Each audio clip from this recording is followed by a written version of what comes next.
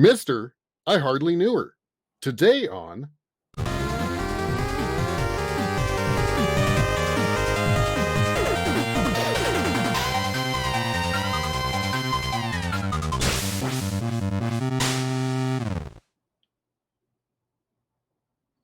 Hey everybody, welcome to another episode of Press B to Cancel. I am your host today, Sinistar77, and I'm joined by Sick Jake. Sick Jake, how are you? Doing great, and really looking forward to talking about this episode this week. Awesome. We're also joined by my brother. Some of you may know him as Brother of Sin on Twitch. And while it may seem like I'm in it for the nepotism, he's joining because he's got a lot of expertise in FPGAs, the technology used in the MiSTer device, which we're talking about today. That and nepotism. How are you today, Jeremy? I'm doing very well. How are you guys? Doing awesome. So that said, we are talking today about a device called the MiSTer FPGA, although it's not really a device. It is actually an assembled project that is an open source project, community supported. There was a previous episode on that shameful word, emulation. Hey now. Actually, I think it's funny that it has gone from shameful to thanks to retro achievements. Now it is actually a mainstream entry into gaming. And of course, it gives us that ability to preserve games that are, abandoned. But that said, the MiSTer is a FPGA device, which is why we have my brother with us today. Jeremy, do you want to give us a little background on why we have you here? Sure. So I've actually used FPGAs probably, I don't know, for the last 10 or 12 years in my day-to-day job, and I've used it in a lot of different capacities. FPGAs are very unique, and they have a lot of benefits that allow you to do it. So FPGAs are something that I tend to use fairly frequently. I also do software development and hardware development and things like that as well, but FPGAs play a unique role. Awesome. So the MiSTer device is an open source project that emulates consoles, computers, and arcade boards via the said FPGA that we're talking about. So that said, can you also give us an understanding of why there is a value for FPGAs in emulation? Yeah. So, and you guys, please stop me if I get too technical. I'll try to keep it at a fairly high level. So FPGAs are, so when you let's say, for example, you want to back in the days of the old Apple II or the Ataris or things like that, you had a processor. Processor was a 6502. A lot of times today we emulate those processors in software. So, but that processor, when you got it on the board, it's full of transistors, and those transistors are in a configuration that will never change. It will always be a 6502 from here until it's in the ground somewhere. The thing that's cool about an FPGA is it has a bunch of transistors, just like any other chip or GPU or whatever.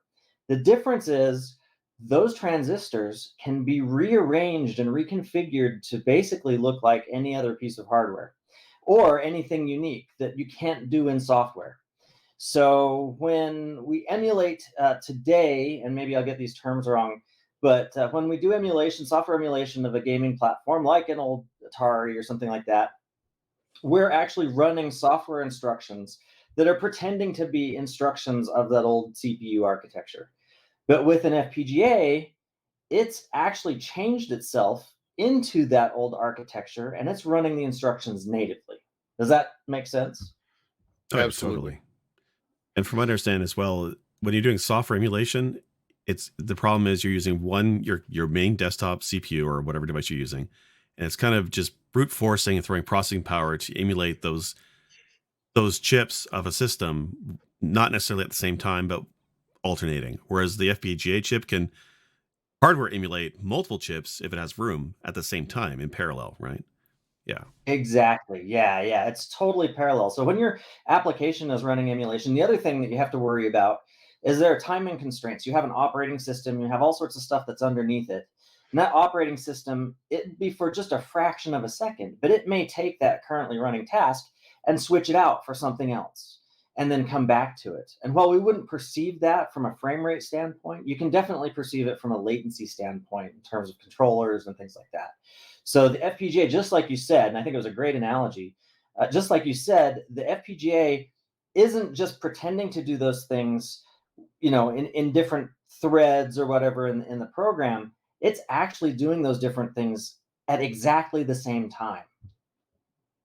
That's the thing too, is Right. when I first got the MiSTer and I heard about it, there's one guy, his name is Smoke Monster, who's big. He used to be very big in retro, especially with EverDrives and whatnot. And he used to always describe the MiSTer, and he sold me on it by saying cycle accurate emulation. And I had no idea what that meant until I looked it up. Yeah. But I guess that's what they're talking about, right? The idea of multiple chips in parallel, and you mentioned the clock speeds and stuff. So that's cycle accurate emulation of the MiSTer, which is why it's so great. So it's cool stuff. Well, and one other place where it has a lot of value is, a lot of these chips, a lot of the developers or creators of these cores, not a lot, but some of them actually will take and do things called delitting, where they will actually strip off the top portion of that chip and actually look at the physical layout of those transistors and the traces on the chip, et cetera, et cetera. And so they can create that. And so what one benefit is, in particular, sound processors have been troublesome since day one in emulation. And it's basically the creators of the emulators basically look at it and say, I think it's doing this. And they get it to the point where they're like, it sounds about right. Right. And so the joy of something like especially something either where we have, a diagram of the chip, or somebody can delit it. So it's not a super complex device and they can delit it. They can take and, like that NES Core, the Nintendo Entertainment System sound processor, and I can't remember which one they use, but it is hardware accurate. Yep. So yeah, and that's what's so cool, and especially for processors and things like that from 30 years ago, you can etch the top off of the package of it, and you can see into the silicon, and you can actually look, and people have done this, like you said. It's awesome. They basically take apart and look at every transistor, and they figure out, okay, this is the arithmetic logic unit, and this is some cache, and this is some, and they basically take all the different pieces, and then they figure out how it's wired together, like you said, and then that can be programmed in a language. It's called a hardware description language, or HDL, and then that can be configured into an FPGA, and it is effectively identical to what the old hardware used to do. yeah. Now, unfortunately, though, we'll see in the future, things will probably start to change a little bit, because the processors that are being built today have hundreds of millions of transistors in them. So Right. they're literally, it's going to be and they're multiple layered, right? You could have 32 layers of wiring on top of those transistors. So it's going to be a lot more difficult as time goes on. Maybe we'll have a way to automate that, but I think we really are kind of in a golden age where the complexity of the processors that we're trying to emulate is such that we can actually do it. Which you bring up another question that I had in my list of questions for you, which is, so I see, I follow a couple forums and a couple different groups in the MiSTer groups, and and there's always this Moorish idea, like there's a new core that comes out, and you see somebody else say, well, what about this other core? What about this other core, right? And the question that I have for you, I have a little bit of an understanding of this, but from your deeper understanding of FPGA, like, what's the limitation on the De10 Nano? Which we should probably in a minute get into a little bit of a description of what you need for a MiSTer. Right. But what's kind of the limitation of the De10 Nano's FPGA as far as, like, say, like putting it somewhere in, the view of like retro computing towards a modern, bring it toward modern, and say kind of like there's probably a pretty good line in the sand. Yeah, right? yeah. So there's a few limitations. Probably the easiest one to describe is that, like I said before, it's basically can be thought of as just a pile of transistors. But that pile of transistors is a limited resource. You only have so many of them. Then there's also all of these kind of wires and routing that bring those transistors together. There's only so much of that. And so really it comes down to gate count. When I say transistor, a lot of people will also call them gates. But basically, your design or whatever it is you're trying to emulate will be of a certain size. It'll have so many transistors in it, and they'll be routed in such a way. Those the physical limitation of the number of gates in the FPGA is one thing. The other thing, like I said, is routing between those gates. And then there's a third thing, which is timing.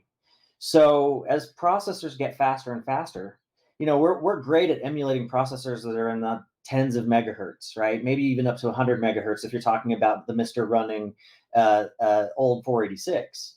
Right. But processors are getting faster than that, and the routing resources and the gates, because of their nature, they're flexible. They can't go very fast, and so that's the other limitation is going to be in terms of speed. But Right. I have an old spreadsheet. Go ahead. I have an old spreadsheet from early on in the MiSTer talking about the logic utilization of various cores. And just to give people an example, like, for example, the Genesis uses 45% of the logic on the MiSTer's FPGA chip. So almost half. And then you have something like the SNES, 75%, which is a lot higher than I expected, right? So it's neat to me because the 486 uses 81%.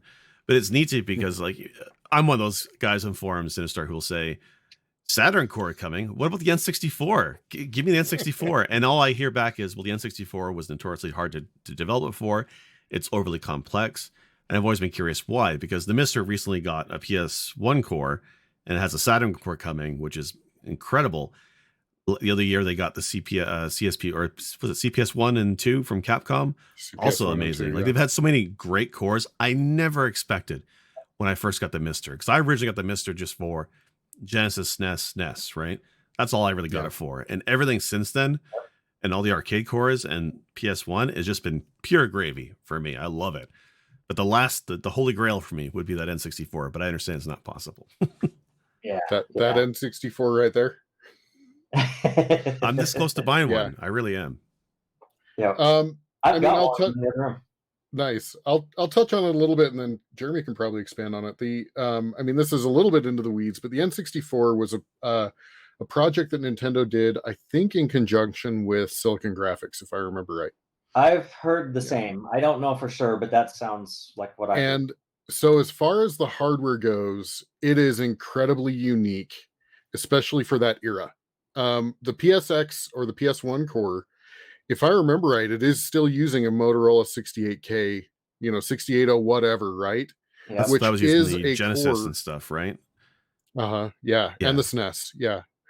And so that's where a lot of the common cores have kind of come from, is when so the MiSTer, let's step back. The MiSTer is actually kind of a fork of an earlier project called the MIST project, which was MI is for Amiga and ST is for Atari ST. 2 computers back in the day. And both of them actually ran on a Motorola 68000 series processor. There's a couple generations in there. And so a lot of the cores, in particular with the consoles, used those Motorola chips, or some derivative of like 6502, which was the Apple generation, or something like that. And so a lot of them have kind of stemmed off of that. And the problem that you run into with the Nintendo 64 is it was its own animal.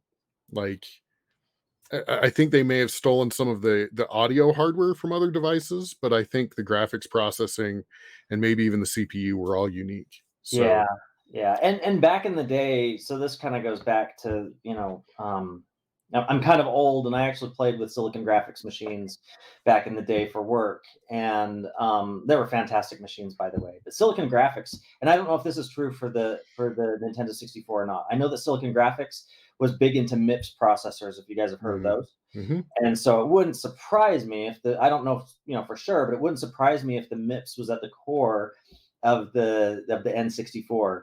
But yeah, you're right. I mean, there's also, all the graphic vector processors and all that kind of stuff that were in the play too. And all of those are custom. And so this came from, Silicon Graphic IP that they had, that they, put into a processor design specifically for that market. It is a MIPS technology processor. I just looked it up. Well, there we go. That's Yeah, a good guess, I guess. it was.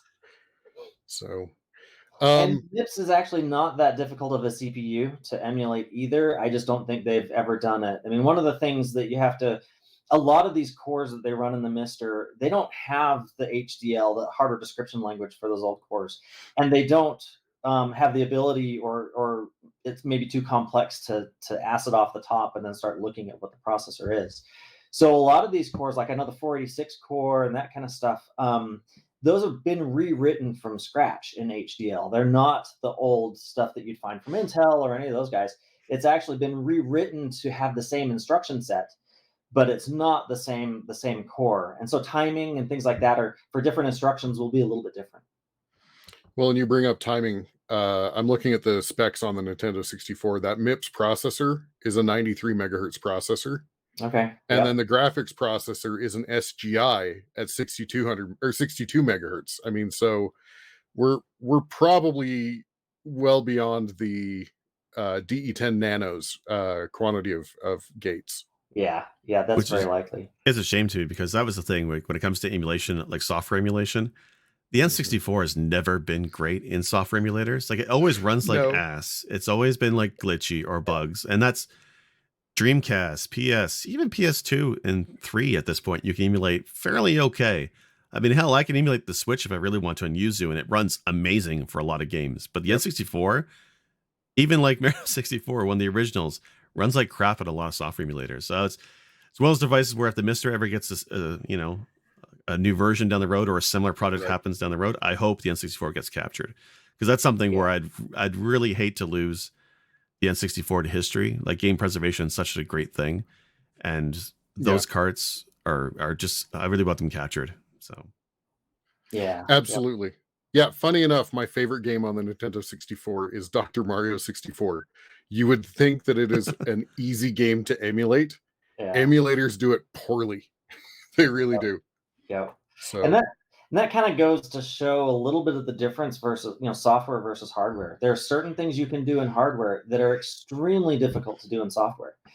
And even, today, with all the extra horsepower we have, the old Nintendo 64 hardware does a really good job of certain things, and Right. it's still hard to emulate today. Right. Awesome. I'm trying to think if I have any other questions that I'd pulled up for you. We were going to talk about the hardware, putting together a MiSTer, which is probably valuable for our listeners. So, at the core of the MiSTer is it's actually a development board, and I think it's used also for like embedded devices, called a DE10 Nano, and I don't remember who Tarasic, I think, is who puts it out. Yeah, that's right. Yeah. And sadly, while we're talking about this, the shortages in hardware are hampering the MiSTer world as well. I mean, it's hampering basically any computing world. And so getting yourself a DE10 Nano, I will tell you right now, it is well worth it, but I don't know that it's well worth paying scalping prices for it. what's What the are price of those it now? scalping prices? Yeah. I think I've seen $300 for a board. What? Wow. No, Yeah, that's I think I've seen crazy. $300. Yeah. I I think I got paid- mine for 140. Did Something you? like that. I got mine for What about- 120. Yeah, Okay. 120. But I got it fairly early. I got it like 2.5 years ago. But nowadays, Yeah. you're right. It's like 160, I think, now, which is quite a bit more. Right. Yeah. And it's one of those things. I think so Intel makes the FPGA that's on there. I think it's a Cyclone 5 or something I like think it that. is. Yeah. And they subsidize. So these boards, the DE10 Nano is an education board. And so they have an education price and then they have a retail price, but they're all really tuned for education purposes. And so early on, I think the price was subsidized, which is why you could get it for so cheap. I mean, $125 isn't super cheap compared to a Raspberry Pi, but for an FPGA, it's actually pretty cheap. And there's a lot on there, right? Because there's Ethernet ports, Yeah. there's slots for RAM and other devices, there's an SD card reader built into it. There's a lot of stuff packed into just the DE10 Nano. And like, you give anybody a single board computer, the first thing I want to do is put games on it. So Yep.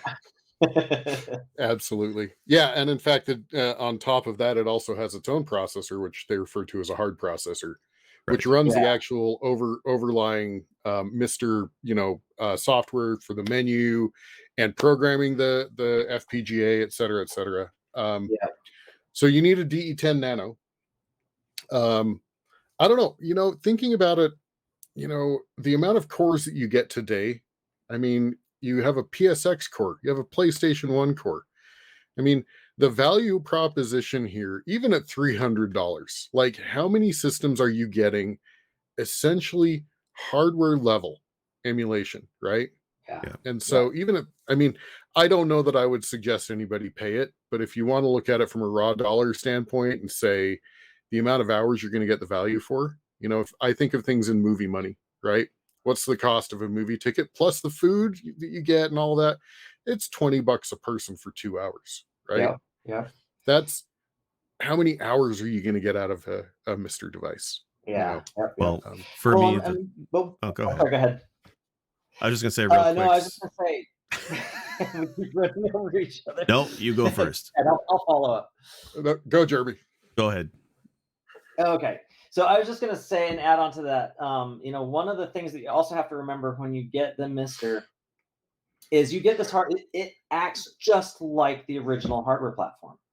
So when you run, 486 core, you're going to have to go through and install DOS and Mhm. all of the DOS games and the drivers. And I can't remember, the last time before the MiSTer where we were actually looking at EMS versus XMS and all of that kind of crap that we did Yep. way back in the day. And doing that on the MiSTer, it's fun, right? It's nostalgia, but it's work. Yeah. Yeah, I actually had to go relearn how to do, speaking of DOS, how to do config.sys and autoexec.bat. Like I had to go relearn it, right? Yep. Uh, I had friends that had Amigas as a kid. I never owned my own personal Amiga. And so that was ground up for me. And I had a blast figuring out how to put, Workbench on there and all of that stuff, right? So, okay, so you need a DE10 Nano from Jurassic. You need an SD card. And we're talking emulation, and we're now talking, hey, if you have a PS1 core, you're either going to want a nice hefty SD card, or you can actually mount an external USB device. So either a USB stick or say a USB drive, something. Then there are some add-on device. Oh, and you're going to want a memory board, and it's not required for everything, but you're going to feel hampered if you don't have a memory board. There are a lot of cores that don't run with that additional memory board. Yeah. And this is aside from the SD card. This is a memory board that plugs onto one of the ports on the device. The one thing to keep in mind So though that's too kind of is that yeah. is yes, you want RAM, especially for the later cores like Neo Geo, PS1, and eventually Saturn. All of them's for sure. But I was surprised because I first got my D10 Nano before everything else, and I was told you could run some stuff on it, and I was surprised what you could run on it. You can run Genesis, TurboGrafx 16. You can even run GBA on it. You can't run. They say you need RAM for the GBA core, but it's only for those carts that had movies and videos on them, like SpongeBob SquarePants videos. There used to be 2 episodes per cart. Those you need the RAM to run, but everything else in the GBA ran fine. And that's just the bare DE10 Nano and an SD card. I didn't have anything else. So I thought that was pretty Right. neat to me. You certainly want the whole package, but you don't necessarily need it to Yeah. start off with. Absolutely. You are going to want a USB hub for your controllers. Yep. And especially if you're going to be using the computer cores like the Amiga, like the MS-DOS core or AO486 core, as they call it, because you're going to want to plug in a keyboard and mouse. So you're going to want a USB hub. That said, the main developer of this product has kind of designed a large quantity of add-on boards. I think his moniker that he goes by is Sorgalig, Sorlig, yeah. something. Yeah. Yeah. And so he created a whole bunch of these boards, and really what he did is he created wiring diagrams or PCB diagrams, right? So you could, if you wanted, go to like PCBWay and submit the image and have them print it for you and send it to you. or you can You have the go fun of to. soldering it together when you get it. You do have the fun of soldering it together. Yeah. So there is that, or there are a number of reputable, I think there's one even called MiSTer or something like that. He's probably the most popular. That Yeah. sells. Yeah. And so the nice thing is he'll put them together and he'll test them, and then ship them to you. And so there is a USB board that gives you 1, 2, 3, 4, 5, 6, 7 or 8 USB ports. I don't remember. I think there are. Let's see. So I've got one right here, just so Yeah. everybody. Obviously, this is a podcast, so for those who are listening, you won't be able to see this, but I Thank believe you. there are 7. What's that? I said thank you. You said, Yeah. There are 7 ports on it. I believe one is power only. Yes. okay. And then you expand into what I would call the even more hardcore retro portion of this emulation device, and that is the I/O add-on board, which you can get one that gives you an analog video port. I run a CRT monitor, and it is glorious. It is glorious to play these games on the original CRT. Now, for those that don't know, the De10 Nano has an HDMI port, and it functions fantastically. It will get you basically everything you need with the HDMI port. And depending on the device you're plugging it into, because obviously some TVs will have HDMI latency, but most of them will get you still that frame accurate level of response time. Yep. Unless you're playing Pac-Man from an older Atari, in which case you won't actually see the ghost that ate you. What's funny is I need to verify, because I was watching that on my Elgato screen, but and then I looked over and was playing on my CRT. I should look at my actual HDMI TV and see if it was the HDMI capture card that actually messed that up. But we can go into that. This is to see 3 ghosts in the Atari 2600 port of Pac-Man, right? Yeah. Right. Yeah. Right. And this is something we touched on the last episode. Yeah. So, we're recording this out of order. So, a little bit behind the curtain. You're seeing behind the curtain, folks. It's okay. But I will say, I tried playing Pac-Man on 2600 on my TV and my monitor, and I only see the 2 ghosts. So it's definitely like you mentioned. It's totally an HDMI thing, like you guys mentioned. Well, and cool, or interesting. Yeah, the rub there is, I think if I remember right, the Atari 2600 is 15 hertz frequency on analog out. And so in an HDMI signal that's 60 hertz, like, it doesn't divide evenly, right?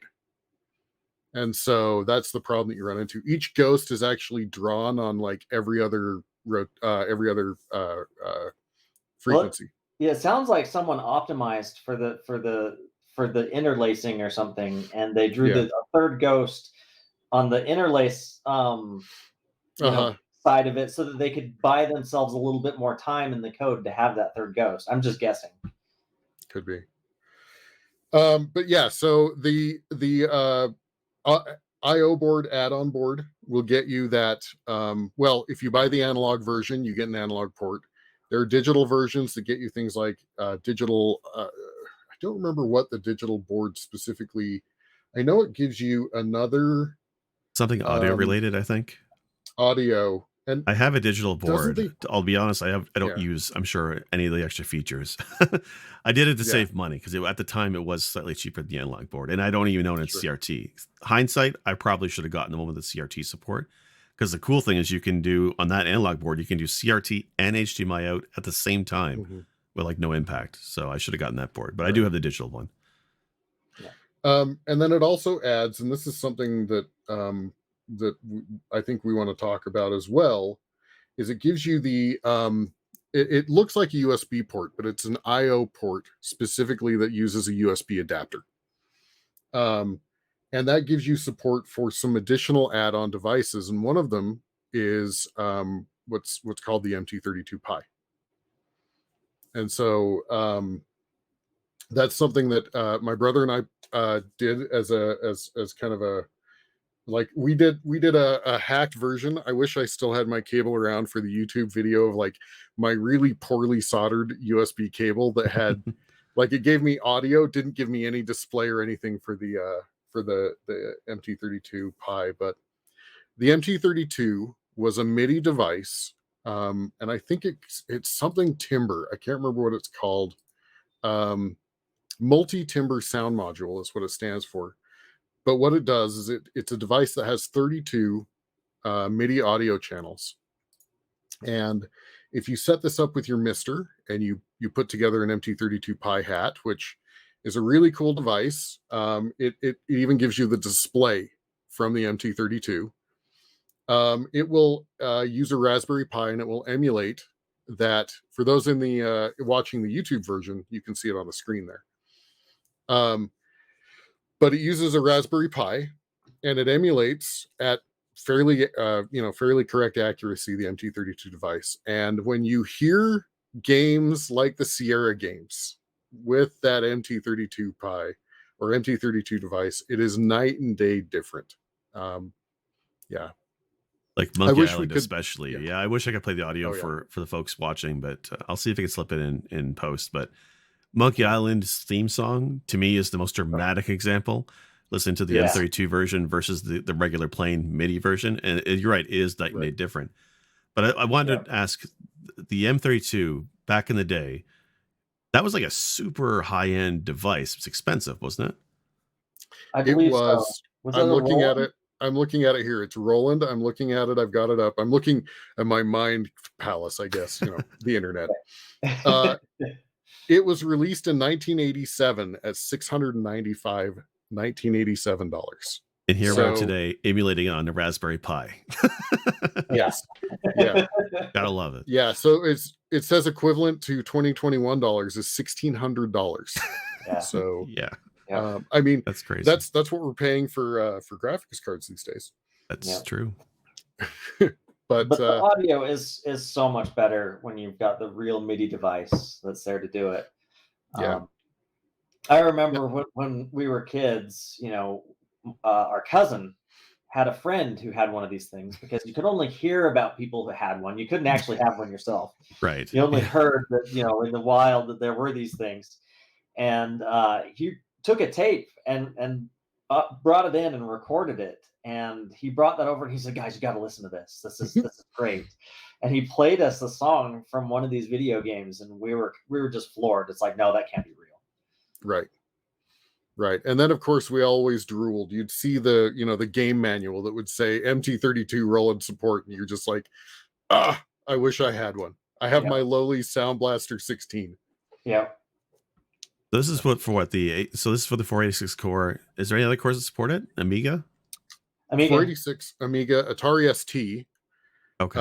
And then what's the new one? It was a Japanese only device.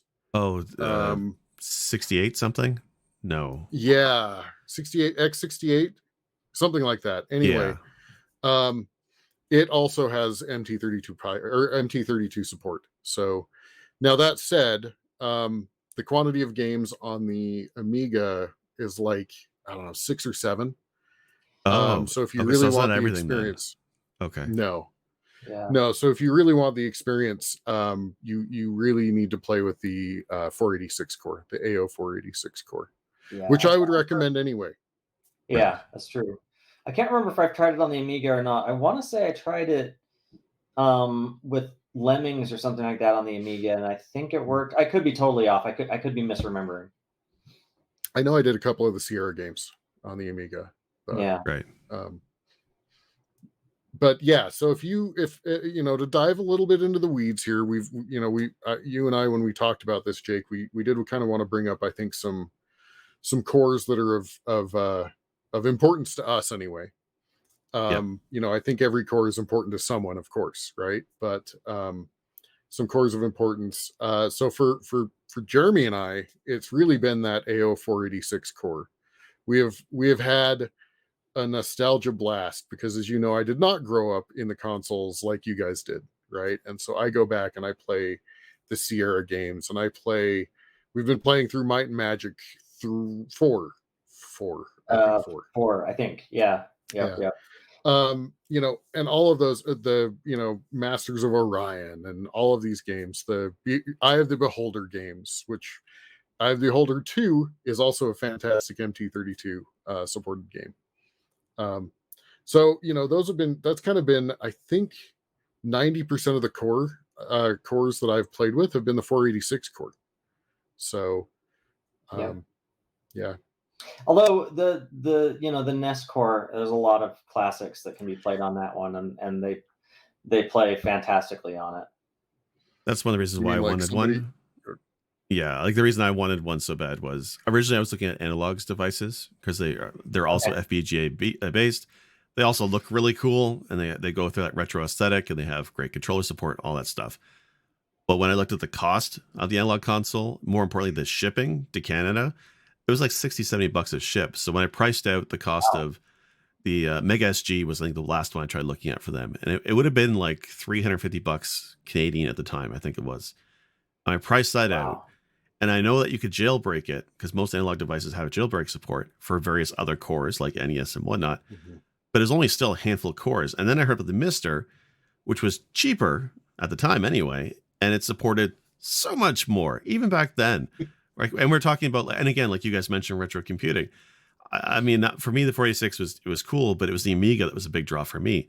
I never had that either as a kid, like you guys. And when I got my MiSTer and I dived into the Amiga library, there's a lot of really cool stuff, a lot of great sounding stuff. So that's why when you mentioned the M32 wasn't really supporting the Amiga, I'm surprised because I like a lot of the Amiga sound, so I thought more would take advantage of it. But yeah. the NES Core, especially the low lag, the low latency, is why I love the MiSTer so much. Games like Mega Man 1 Gutspin Stage, where you have these dropping platforms, or Punch Out is the classic example. These are games that if you play today on software emulation, or you play on Switch Online, or any of the official ways to do it, you're going to hold the controller and you're going to die several times. And you're going to be wondering to yourself, am I old? Have I just lost my edge? No, you haven't. Well, maybe you have. But it's not just that. It's also latency. Because when you play it on the MiSTer, it is totally different. It feels 100% better. And it's weird to say that because people think you're crazy. But you put a controller hook up to a MiSTer in their hand, and they will feel the difference instantly. And it doesn't matter what their skill level was. It's dramatically different. And that's why I love playing NES games on the MiSTer. It definitely takes advantage of that low latency. Yeah, you brought up Punch Out. I have never beaten Punch Out in my life.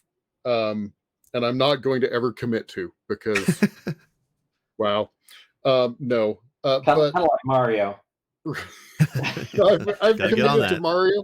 I've committed to Mario. A past episode. It's our Sisyphean game episode. I have committed. I can now effectively get to 2-4 every time. So I'm getting better. I'm not using warps. There you go. But I thought I was just downright awful at Punch Out. I got the De10 Nano and spun it up. No, I'm just bad. I'm not downright awful. I'm just bad. You're just bad. Like, yeah. It's night and day difference. I can actually get through, like, I think I can normally get to like Soda Popinski and even sometimes beat Soda Popinski. Yeah. Where it used to be like Bald Bull would just wreck my house like every time, Like the timing on Bald Bull is so tight. It's a couple frames, and it's so easy to mess that up on Switch Online version, right? You're playing your Switch, or if you're playing on your desktop. It really is dramatically different. And that's, to me, is one of the biggest reasons to own this device. Cycle accuracy, all that stuff, and on the vast library of support, sure. But the low latency, there's many factors to that, but the MiSTer out of the box is noticeably faster or less latency than anything else you'll do. And it's worth it just for that alone. Yeah, I ran RetroPies for years, right? Yeah. I mean, I loved RetroPies, and I would even go in and do things like play with the run ahead and play with all of that and try to get that accuracy, right? Which, for those that don't know, run ahead is a weird attempt. You essentially have two running versions of the game, and one is running. You set the difference in milliseconds that it runs, and so basically what it tries to do is it makes it so that your eyes see an event, you click the button, and you have that latency delay actually gets picked up by the one that's running behind the one that you're seeing. Yeah. So it does and work. It gets close. Yeah, it gets close. Yeah. So and it's a good answer for software emulation. It sure is. I mean, obviously you're running two emulators, right? So you have to have the power to run two emulators. It's that But brute force I mean, attempt at it, yeah, right? Like we said yeah, earlier, it's it brute is. forcing to do this when the MiSTer does it almost near accurate to hardware back in the day. It's weird how you take two different approaches: a shotgun and just like a knife, Right. right? It's Yep. crazy. Yes. Yeah. Now that said, the controller portion of the MiSTer runs through the actual hard processor, and so there is a very slight delay, but you and this is configurable, and I think it's not set by default, but you can have the actual processor query your USB devices 1,000 times a second, so essentially 1 millisecond ping time or query times.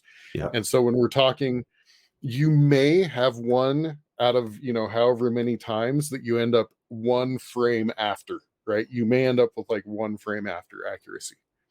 So, Yeah. and when we're talking the slower cores, like an Atari that runs at 15 hertz, right? I mean, that's a lot of time that it has to pick up that uh, um, that button press. So Yeah. And so to kind of go back to that a little bit for those who don't have a MiSTer, the MiSTer is kind of, you can think of it as kind of two halves to it. It's got the FPGA side, which is where all your emulation happens, and it's got these hard processors that you had mentioned before, Sin. And these hard processors are kind of like a Raspberry Pi. They run Linux, and you have all the support that you would with a normal Raspberry Pi Linux environment. So your USB controllers will typically work. You can plug in an Xbox controller and it'll work. All that kind of stuff. But there is kind of that mesh between the two where you have the old and the new coming together. mhm. Yeah, like I have a So Wi-Fi dongle and a Bluetooth dongle hooked up to my MiSTer, and they work. I've the few of different types I've tried worked out of the box, no problem. Like I mean, it's amazing the hardware support for stuff he's put into the MiSTer. It really right. does feel Yeah. like plug and play in a lot of respects, and it's pretty amazing. Every controller Yeah. on my shelf back there, I've tried with various USB adapters, work no problem. I have Wow. used a That's snack great. adapter for the NES just to try it out because I built one for a friend Oh, of mine. Worked no problem. Like everything I've thrown at Wow. it, hardware wise, great. The MiSTer Just works. is amazing. Yeah, like I've had issues with. I did do a Raspberry Pi 3 back in the day, and I remember having issues with the Wi-Fi dongle. I had to buy two different ones to get one that worked, and I had issues with the keyboard back then. Nothing like that on the MiSTer. It just seems to be a lot more mature of a space. Yeah, sure. that's great. One of the other things that is really kind of neat about the MiSTer is you can put it on the network, and I believe it has a Samba Share. So you put it on the network, and it will just show up in your network neighborhood on Windows, and you can copy stuff over to it. So Yep. you can copy stuff back and forth. You don't have to pull out the SD card to do a bunch of stuff if you want. It has its own kind of file system structure for the different emulation platforms. But once you understand that, you can move things around, and it becomes really easy to use without having to take it apart. Right.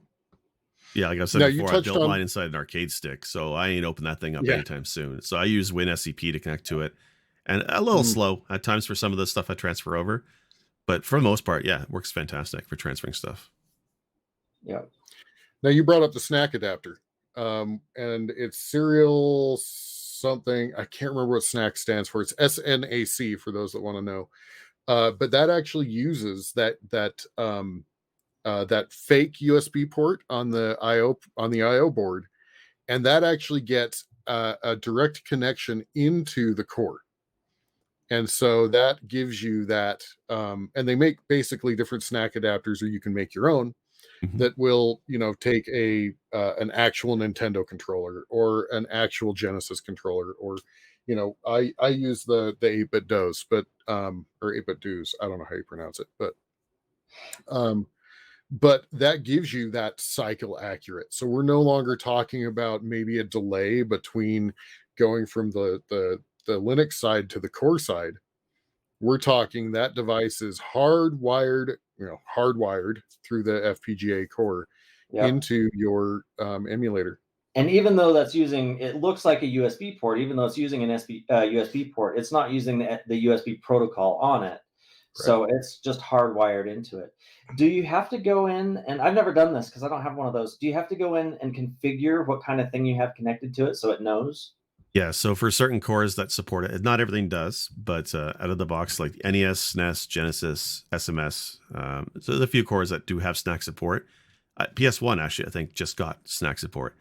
You go to the core options and you go to the input tab, and there's an option for enabling snack. And when you do that, it lets you use that port for your controller.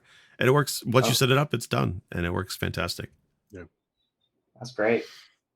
yeah. So what? I mean, you've touched on the NES core. What other cores kind of drove you to this, Jake? NES is definitely a big one.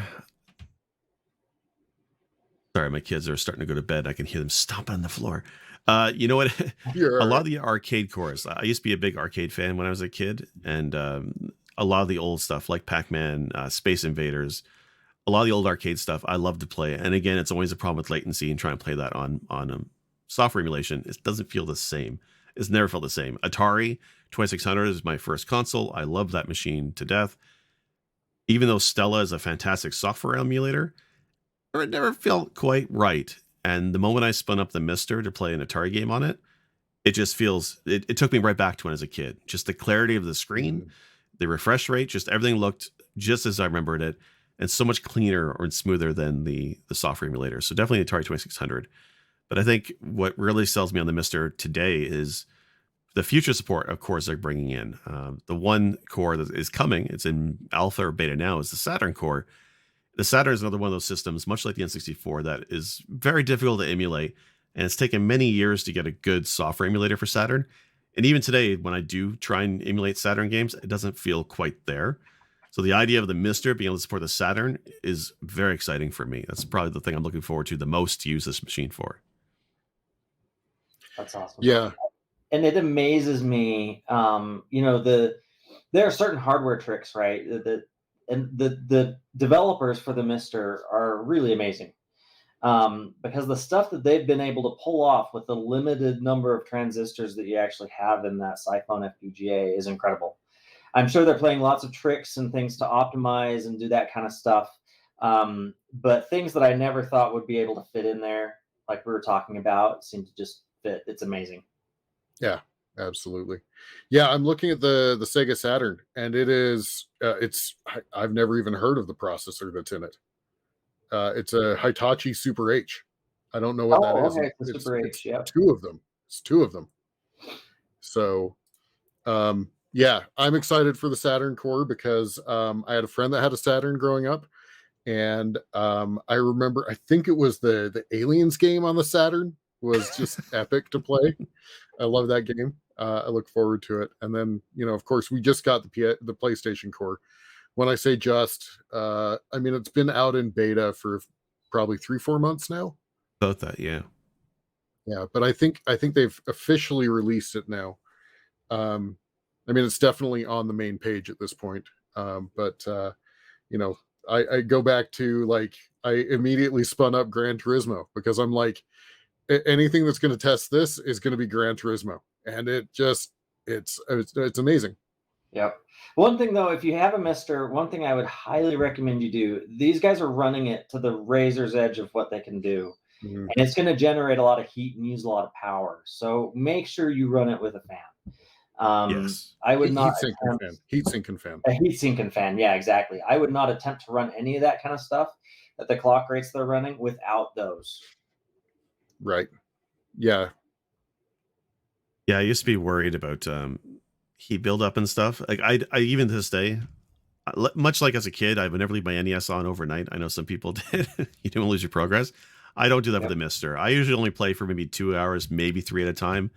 That's just I don't have free time anyway, otherwise to do it. But I would never run the MiSTer for a 12-hour session. I'd be too worried about heat. I've been told it's been fine and that it can handle it. It's a tough little Yep. device, but I'm still that back in my mind says you paid a lot for this thing. Don't burn it out. So I know with certain Yeah. cores I do worry about it. Yeah. Yep. Especially Well, with the supply issues right now. You don't want to lose Yes. that device. exactly. And I think the hardware is probably okay. I mean, I don't know about the Cyclone 5. I know a lot of FPGAs that I've used in the past. They all have their own internal temperature sensors, and they'll effectively shut themselves down before any damage occurs.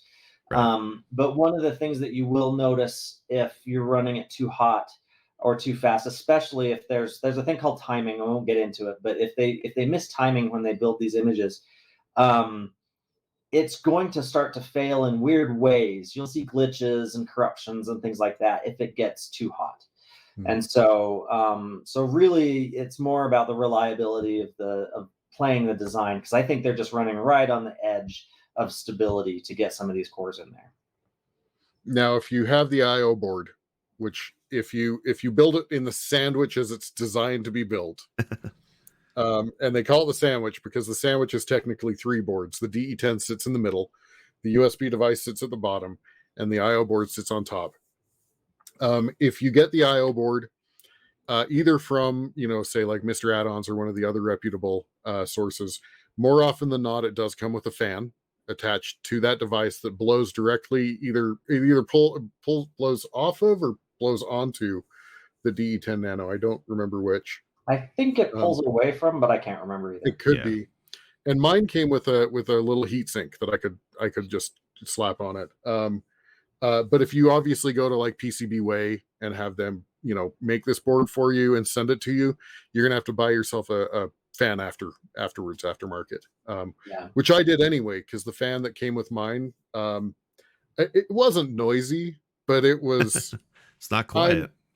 I'm just picky, and so I replaced it with a Noctua, and it's now absolutely silent. Yeah, so, I did the same thing. Yeah. I ran with the stock fan a lot longer than you did, though, and I finally got sick of it, and I got the Noctua. Now that said, go ahead. I was gonna say I have my MiSTer, so it's inside my arcade stick, which is aluminum or steel, so it's pretty cold considering. I actually have the sandwich taken apart because of height restrictions. My thing is only like 1.5 inches tall, so it's not tall enough for the sandwich. So I have each of the boards separated and adhere to the bottom of the arcade stick. So it's kind of a Frankenstein mishmash of wires and boards, but it works and it hasn't burnt out yet. So I'm very happy with it's in an arcade stick, so it probably looks really cool. Well, you never see it, but yeah. But I like how I use the arcade controls with it, and it feels amazing. Yeah, that's awesome. And just FYI, for those that may want to do a fan replacement, I found this out the hard way. That fan is a 5-volt header, not a 12-volt header. You need the 5-volt fan. So actually, it worked out. I actually had a use for that 12-volt fan that I accidentally bought later, so it worked out. Did it even spin at 5 volts, or did it just spin slow? No. It didn't even spin. No, you could see it jitter. Like it would do the little jitter. Yeah. That's a concern too with the MiSTer is actually the power utilized. So I know it has multiple USB ports on it, but I have had, and my friend of mine's also had, where if you stack it up with more than one Bluetooth adapter or Bluetooth with a Wi-Fi, if you overdo it on the amount of devices plugged in that use power, they will stop. It will prevent it from booting, or you may have it running into odd issues. So like whenever I see somebody on Reddit having MiSTer issues, first thing I ask is, well, how many devices do you have plugged into it? Try unplugging some of the devices, because there is such a thing as too much on the MiSTer. Yeah. And with the USB board, if you buy the kit, you actually get a splitter from the original, De10 Nano power source. I've seen plenty of people that say that they go and buy a second power source just for that USB board. Yeah. So. But yeah, you need a good, I don't know how many amps it is. I guess I've got one here, but I would say you probably need a good 3 amps. Oh, it looks like this one that I use with it is 4 amps. Wow. So 5 volts, we're looking at around 20 watts of power for this little thing. I'm using a 5 amp USB block as my power source. I switched to that's USB. Great. Yeah. Very nice. Well, fantastic. Well, I mean, you brought up the arcade stuff. So when I first got mine, so this is the glory of kind of the open development world of the MiSTer. There's a guy by the name of Hotego, who basically his entire life revolves around basically taking these, especially kind of reused cores or reused boards, and kind of bringing them all over his cores onto the MiSTer. And so his claim to fame is the CPS1 and CPS2 boards, which gives you Street Fighter, Street Fighter 2 Champion Edition, Super Street Fighter, Street Fighter Turbo, Hyper, Hyper Yep. X. I mean, take your pick, right? All the names. But that was fantastic. And that was actually also when I learned that the Street Fighter arcade games cheat like a bastard. And I'm not kidding. They have proven this by slowing down the footage. Yeah. That's the other good thing about it. I think they actually pulled the footage off of a hardware emulation system to make sure that it wasn't like a software emulation issue for these.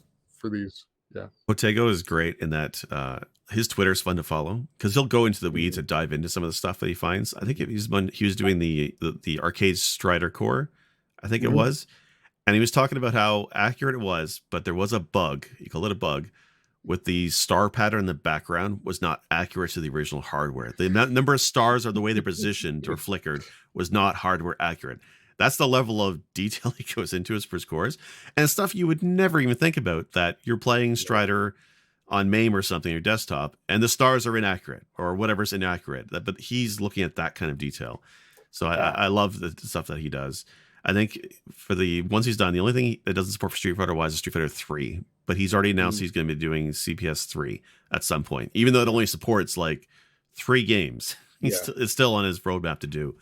But he's doing stuff. I think he started doing Konami stuff now, slowly working his way up to the more complicated stuff. But this time next year or a year from now, we could see Turtles, X-Men, all those great Simpsons, all the Konami brawlers. We did a past episode on, and they're fantastic. I'm hoping he does those.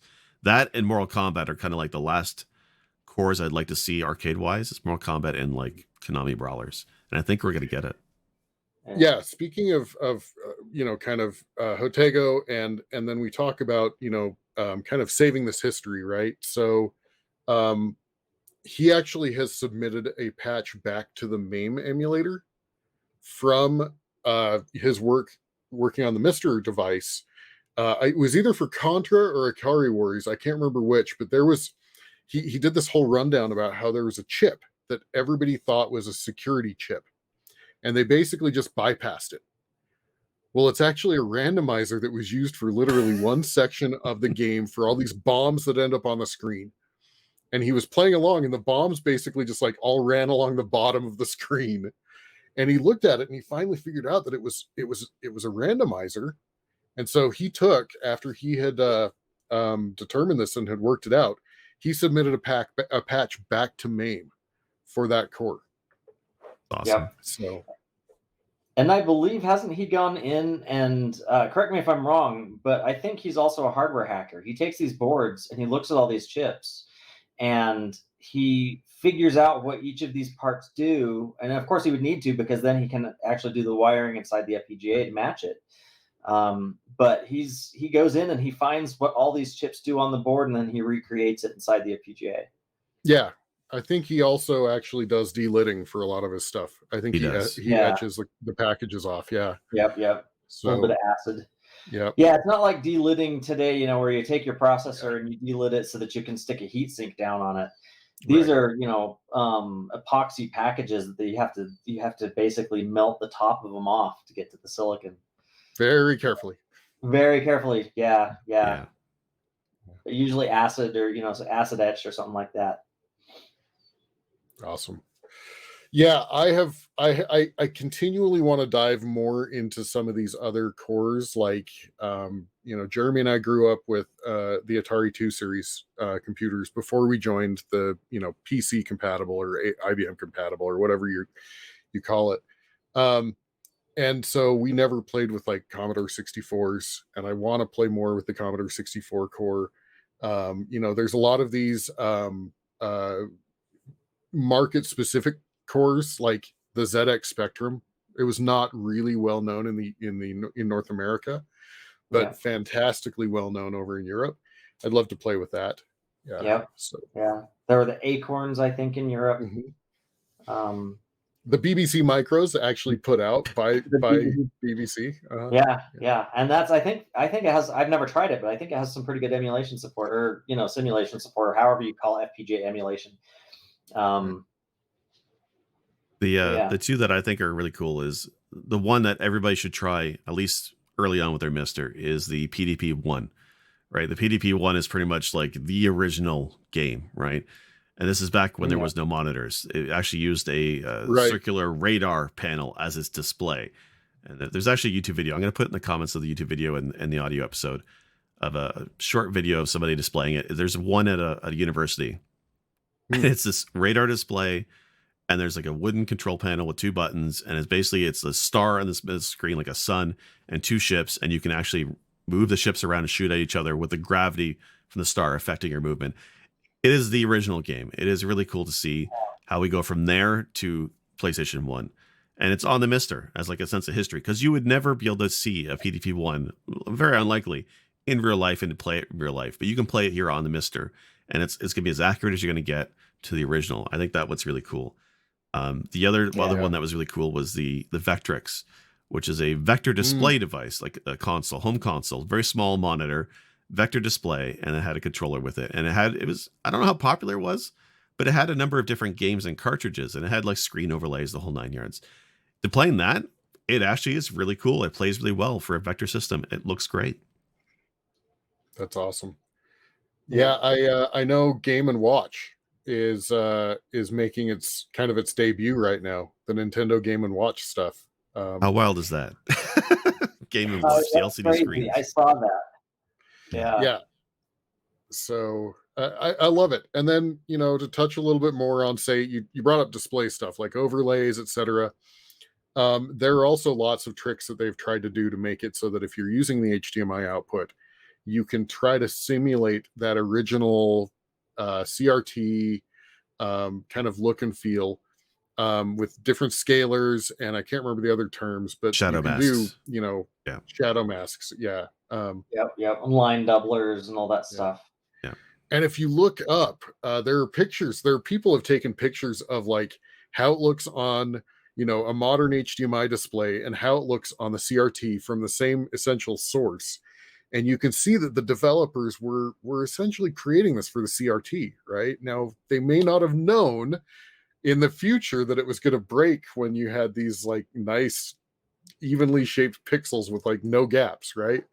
Yep. But yeah. So you can turn on the shadow masks and the scalers and all of that stuff.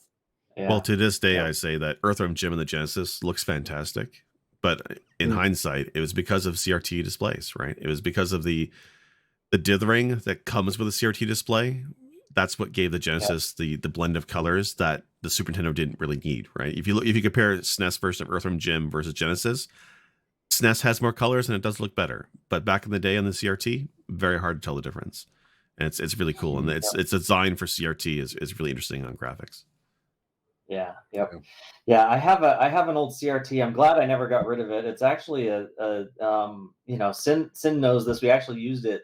We played some of the Might and Magic over the holidays with it, and it was great. It's an old, I want to say 19-inch Trinitron CRT that I still have. It's it's got to weigh like 60 pounds. Yeah. But it's so awesome to still have it. I was really bummed out though because there are some it needs some degaussing. There are some color distortions on part of the screen. And I have a friend, and he gave me a degausser. I still need to do it, but I was going to try to fix those on that screen. But it's a great screen to have. Yeah. I purchased another CRT monitor because hindsight being what it was 5 years ago, I decided to recycle all of my CRT monitors. And well, can you think back in I'm going to keep this? I had one. I had a 27-inch CRT TV. And then, 8 years ago, I got rid of it. Had I only known that Sony huge-ass TV, I could actually use it today with the MiSTer, I never would have gotten rid of it, even if it does weigh 80 pounds. Because that's the thing with CRTs. They're very inconvenient. They weigh a ton. So or sold it for like $300, man. Nowadays, back then you couldn't even give it. You couldn't even give it away. Right. Yeah. Yep.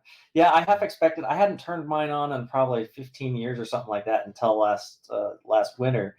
And I half expected it when I turned it on for it to like blow some caps or something out of the back, but it ran, so it was still good. Yeah. Nice. Well, awesome. Well, we're probably close to time here. anything else we want to kind of bring up? I know we could probably talk another 3 hours about the MiSTer if we really had our druthers, but I don't know that our listeners would stick around that long.